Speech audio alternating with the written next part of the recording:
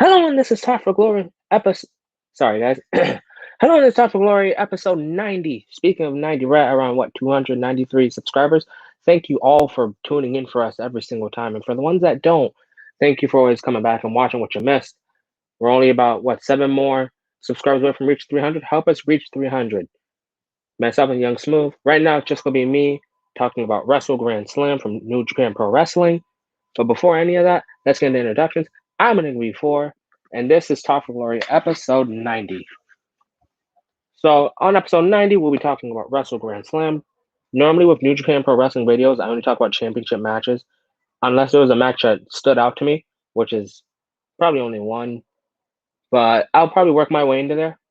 So, let's start off with our first match of being the IWGP Junior Tag titles held by ELP El Phantasmo and my favorite person, the Bone Soldier, Taiji Shimori, versus the team of the Mega Coaches, New Japan veteran Ryusuke Taguchi, former partner of Prince Devitt, now currently known as Finn Balor, and Rocky Romero, manager of Roppongi 3K, Yo and Show, former tag partner of current tag team best friends Trent Beretta, or just Trent. This match was pretty damn epic, as much as I love junior matches. One of my favorite spots in this match was ELP's moonsault across the guardrail onto the Mega Coaches. Also, I love the $1 million question of what's inside ELP's boot. We've seen many super kicks throughout history. We've seen some from the greatest, Shawn Michaels. We've seen from Dolph Ziggler. We've seen from the Young Bucks. We've seen from the Usos. But what makes El Phantasmo's super kick the most deadliest of them all? The sudden death kick. It knocks you out. It's knocked out people such as Kanemaru. It's knocked out people such as Bushi. Hell, it's knocked out Ishimori. It's knocked out Rocky. It's knocked out Taguchi. I feel like that's what caused the Mega Coaches to lose this match. Taguchi was too interested in what's in ELP's boot. Yes, we saw something that was in his boot. We didn't get to see exactly what it was, but Taguchi got to see. Sadly, it cost him the match, as when he tried to show it to the ref, Ishimori, being the greatest tag partner ever, takes the boot away, hides it from the ref. While the ref's not looking, Taguchi gets a low blow from your favorite headbanger, ELP. And then he forgets, we all forgot about El Phantasmo's second finisher being CR2. It's like a Styles Clash, guys. If you haven't seen him do the CR2, go check it out. Speaking of which, I'm still loving watching El Phantasmo do the V trigger, the Styles Clash, and then he attempts the one wing angel. He never hits it, but it's fun to watch him try it.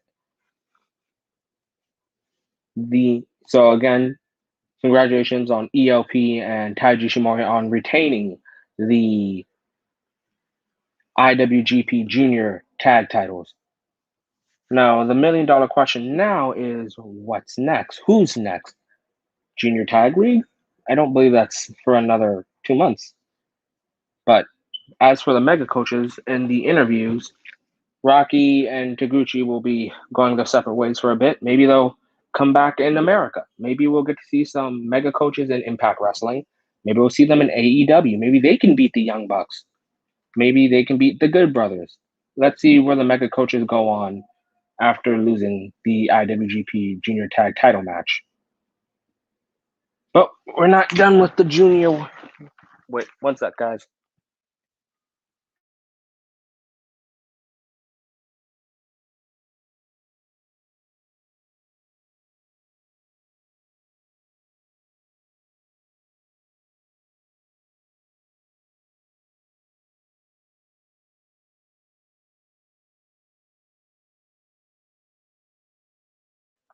Okay, I'm back, guys. Sorry about that.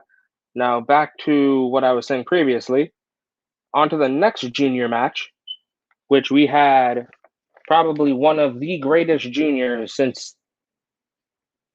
I'm not going to go back too far in time, but this junior has definitely improved in like the past 2 years. Defending IWGP Junior Heavyweight Champion, El Desperado versus the Sniper of the Skies, representing Chaos, Robbie Eagles. Now, this match was a match of submissions. Now, previously, before Wrestle Grand Slam, Robbie did pick up a huge win, pinning El Desperado in a tag match. So that's some momentum going into this match. Congrats to him on that tag match. Throughout this match, Robbie had a little target on his leg.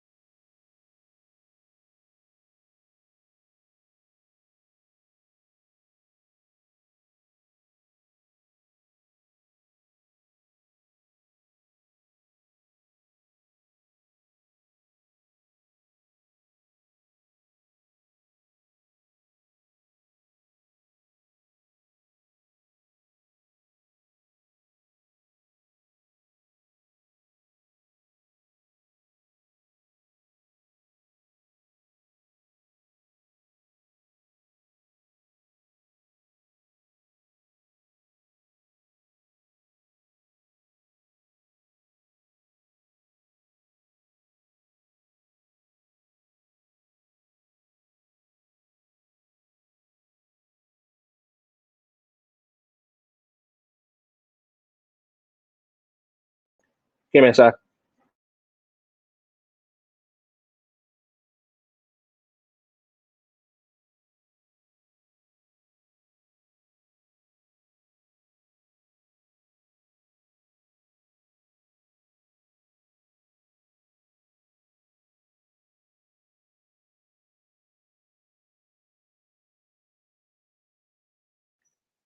Sorry about that, guys. I was having some technical issues.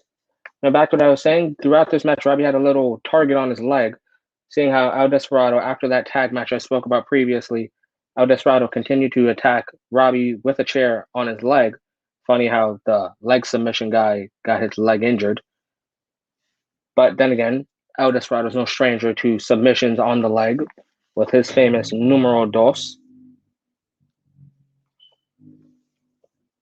But I do not. Oh, also, another thing about this match, Hiromu is cleared to wrestle, so he will be facing the winner of that match. Now, would you guys rather see a Best of Super Juniors rematch between Desperado and Hiromu, or would you rather see Robbie Eagles versus Hiromu? But anyways, throughout this match, it was very a pinpoint match. See who can get who in a submission the fastest, or can El Desperado hit Pinche Loco faster than Robbie Eagles can lock in his submission? I'm drawing a blank, guys. So if you guys know the name of his submission, it would be great if you guys could remind me what it is. No, I know what it is. Just I don't know the name of it. So guys, help me out in the comments. But anyways, throughout this match, some of my favorite spots were Robbie Eagles doing fainting out El Desperado, landing on his feet. That was kind of impressive. And another one of my favorite spots was El Desperado having Robbie Eagles in numero dos, and somehow, some way, Robbie Eagles breaking out. And after that one breakout, it just seemed like the main focus was on Despy's leg. But anyways, throughout this match, this was a strong leg worked battle. Glad to see that Robbie Eagles, well, not glad, more like shocked. I am shocked to see that Robbie Eagles is the new IWGP Junior Heavyweight Champion. He'll be facing, give me a second.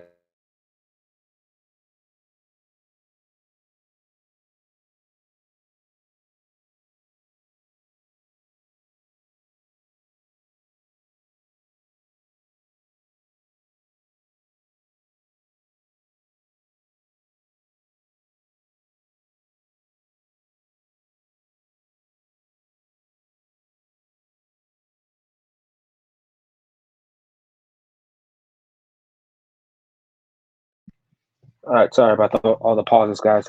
Back to what I was saying. Glad, shocked to see Robbie as the junior heavyweight champion. Never would have thought in the past 2 years I've seen Robbie on New Japan that he would be the junior heavyweight champion. More so, I would see him be junior tag with Will Osprey. Also, with Robbie Eagles winning this and confirming he's still in Chaos, I guess we know what side Robbie's on. A lot of people were in speculations that he would be joining the United Empire and be their top junior because, Osprey is the heavyweight, Cobb's a heavyweight, Great Okon's a heavyweight, Aaron Henar's a heavyweight, and, best super junior and junior tag leagues coming around. So the United Empire will need some juniors to get more junior gold, while the others go grab the heavyweights. All right, now on to the next match. Sorry, guys, I gotta go through an entire card because only doing the tag match. Not tag match. Only doing the title matches. But as I'm talking, guys, let me know what was one of your shocking matches that you enjoyed. I also can't wait till we discuss the main event. I have a lot of things I got to say about that one. All right, next will be the IWGP IWGP tag team titles, heavyweight tag titles, involving Los Ingobernables de Japón members Sanada and Naito versus ZSJ, Zack Sabre Jr., and his partner, our holy Lord and Savior, Taichi, with Miho ringside. Always gotta remember Miho. With Taichi, you gotta remember Miho, such as you gotta remember with Yujiro, we're always gonna have Pita.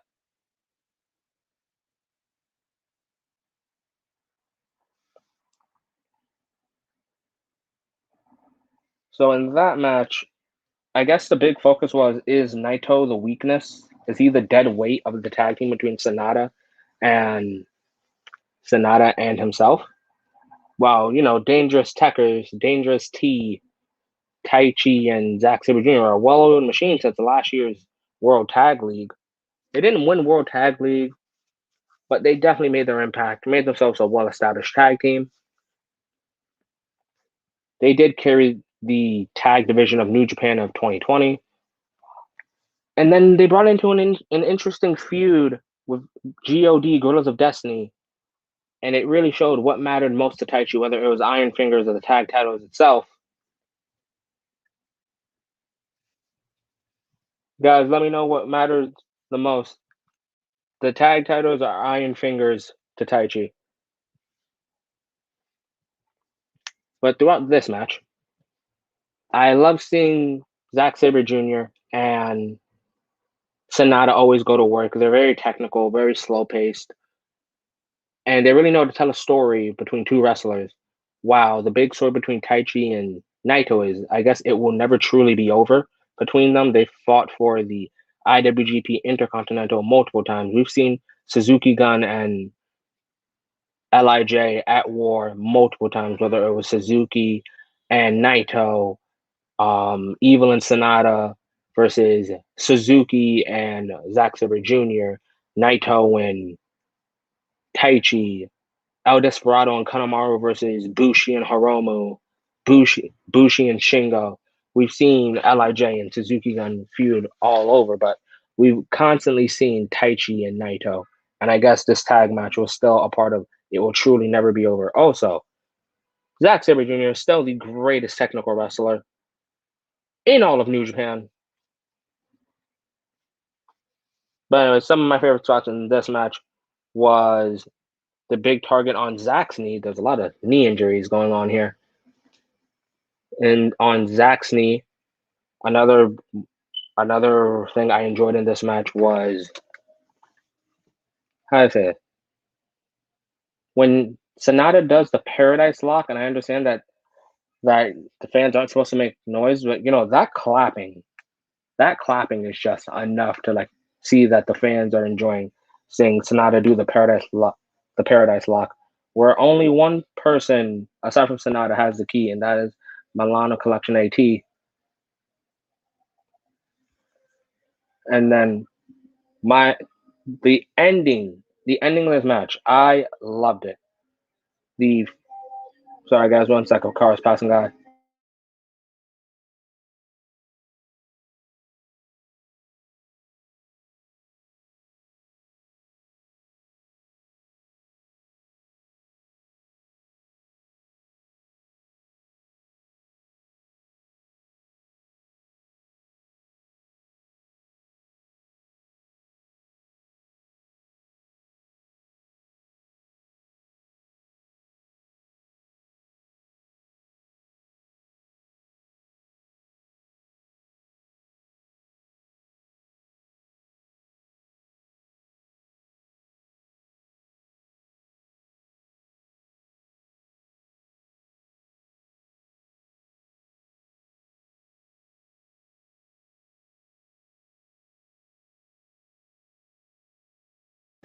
All right, back to what I was saying, guys.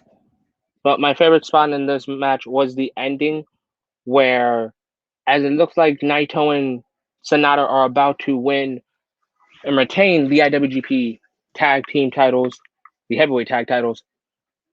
Zack Sabre Jr. gets out of the Destino, rolls up Naito with the prong hold, strongest hold in all of the business. 1, 2, 3, dangerous tackers, 3-time IWGP tag team champions. But it wasn't over there because Dangerous Tekkers, when they lost, they asked for a rematch immediately. So now the Naito decided to do the same thing. Now the part we didn't expect was Goto and Yoshihashi coming out and saying they want a tag title match, where God knows where the fuck they came from.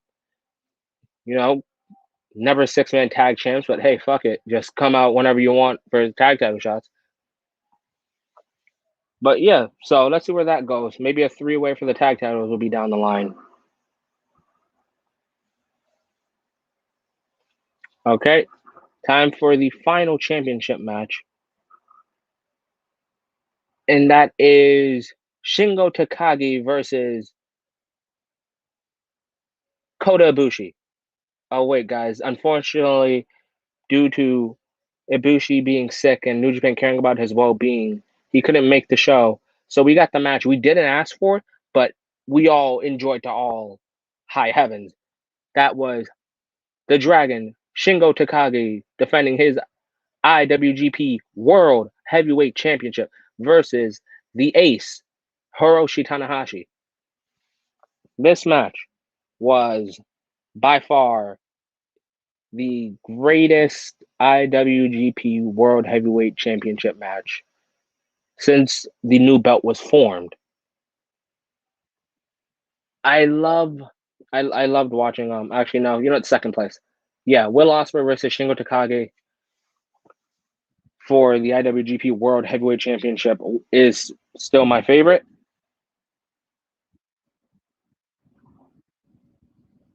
So this is second place. This match had a lot of build to it. Not build, but more story told due to due to Tanahashi winning the never openweight championship off of Shingo Takagi back in February. Some of my favorite spots were, typical Tanahashi targeting the leg of the Dragon. And I want to say Shingo targeting the lower back of Hiroshi Tanahashi. That was one of my favorite spots. Shingo going for his regular stun gun on the apron into a DDT spot. He didn't go for the DDT, which was surprising, but it was still cool nonetheless.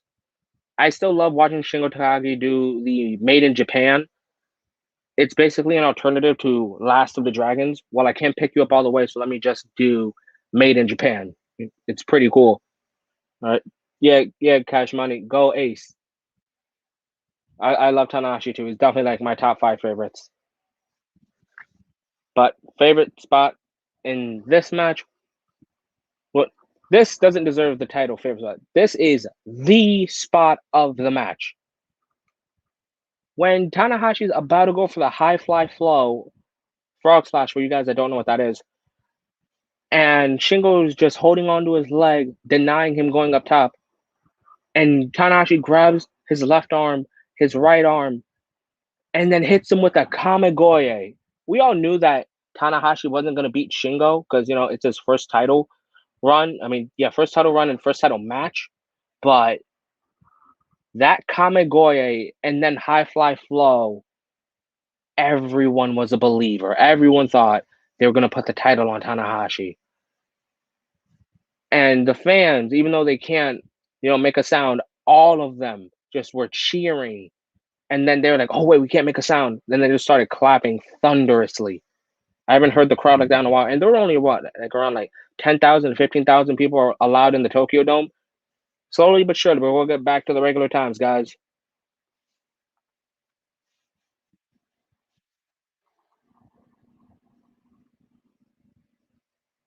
So another cool spot in that match was the Avalanche Last of the Dragons air raid crash, or Made in Japan, that Shingo did. I don't know what that was. I want to say it was just an air raid crash. The commentators were calling it the Avalanche Last of the Dragons. But the point is, Tanahashi kicked out of that, and just the crowd really, they were just behind Tanahashi at that point. From the moment he hit the Kamigoye high fly flow, they were convinced that this man was on his way to becoming the IWGP World Heavyweight Champion.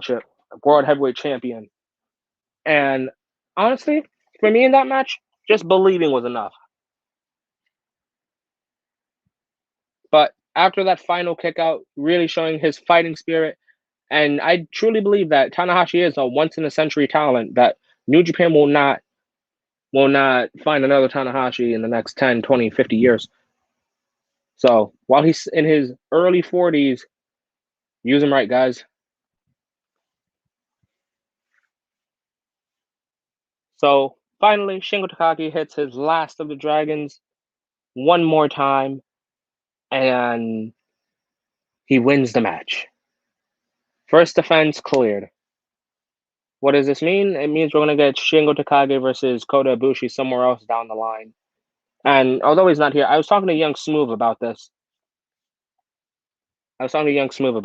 And my prediction for the near future may change, so don't quote me on this one. Is Shingo Takagi will run through G1. He won't win it, but he'll be champion by G1 time. And my predictions are either Okada wins the G1, faces Shingo Takagi on night one, because at this point I'm pretty certain Wrestle Kingdom is going to be 2 nights again. Faces him on night one. Okada wins, and then the Commonwealth Kingpin returns. Will Osprey challenges Okada for night two. And yes, I understand Okada would be losing the title the day after, but it would be just such a return for Will Ospreay to make his return at Wrestle Kingdom night one, beat Okada, legitimate this time. I don't know why he lost to Okada at Wrestle Kingdom this year, but it can be a perfect redemption story. So let's see where the future brings us. Speaking of future, I was thinking, who's going to face Shingo next? Okay, he beat Tanahashi. I thought Tanahashi would be like a backup plan for anything, which he kind of was. But who does he face next? And we get our answer with boring Evil. I know what I said, guys. Evil is fucking boring. He's lame. I don't get why he's in Bullet Club. I thought this guy was gonna get like the 2011 TNA Bobby Roode kind of title run, but this guy keeps losing every feud he's in. Like this guy is just a certified loser. This guy lost to Naito, then this guy lost to Okada, and then this guy challenges for the Never Six Man, loses to technically Yano, but this guy is just, I'm challenging next for the world title, and it's like, you know what, cool. And for all the Lij marks, Yes, I'm calling you fucking marks. You guys can call me United Empire / Bullet Club Mark. Take the word mark as a compliment, guys. It means you're a real wrestling fan. But for all the LIJ people saying, oh yeah, Shingo versus Evil, he's avenging LIJ. Look, LIJ already got avenged with Naito taking the double titles off of Evil. Evil should be 50 feet away from anything LIJ related. God damn it, guys. Welcome to New York, guys, where a bunch of cars pass by. But yeah, so Evil within any range of like LIJ is ridiculous. I don't care that LIJ has the top title right now. It should, in my personal opinion, first person to challenge Shingo should be Minoru Suzuki. And I know he's like 51 or 52, but he doesn't move like it. He doesn't wrestle like it. He doesn't get winded like some old guy. Fuck it, like Oldberg. He doesn't look like he's near death like Taker. Like Minoru Suzuki versus Shingo Takagi sounds like a fun match. It looks cool, and honestly, it's something new. We've seen Evil in the title picture, what, 3 times now? And Evil just isn't good enough. Evil is C tier. He should go after the Never title. Go start the real feud with Jay White of who's real leader of Bullet Club. He'll lose that feud too, like he's lost all the other feuds. And just get this guy away from the world title. He is not world champion material. Anyways, guys, that is the end of my Evil rant. But I want to thank anyone that watches this. I know it's only 7 Eastern 7 p.m. Eastern Standard Time. But so thank you for anyone that hears this now, later, whenever you guys can. All information is linked down below at my social medias at Enigma V4 underscore. That's my Twitter. Enigma underscore V4. That's my Instagram. I have my Twitch link down below. Also, Young Smooth stuff is linked down below as well. Always try to keep up with us. We'll try to keep up with you. Drop a comment, drop a like, drop a sub. Thank you guys for hearing me. I'll be doing more videos. Thank you for joining me on episode 90. We've got 10 more to go before we reach episode 100. I'm going to be 4. And have a great day, guys.